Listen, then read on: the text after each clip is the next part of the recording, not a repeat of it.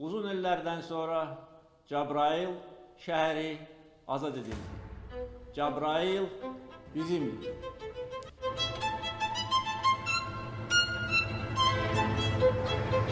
Muhterem Cenab Prezident, Cenab Ali Başkomandan, emrinize uygun olarak məruz edirəm ki, Müdafiənin körpüsü ve ərazisi işğaldan azad edilmiştir. 1993-cü ildə Ermənistan tərəfindən işğal olunmuş Cəbrayıl şəhəri 2020-ci il Vətən müharibəsi zamanı şanlı Azərbaycan ordusu tərəfindən azad edilən ilk şəhər olmuşdur.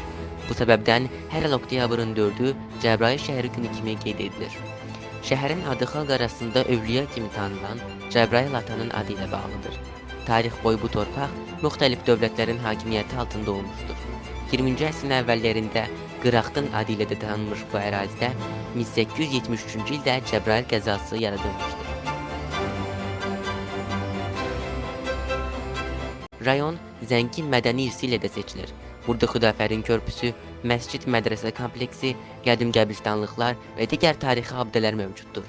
Cəbrayıl xalçaları Qarabağ Xalçaçılıq Məktəbinin incilərindəndir.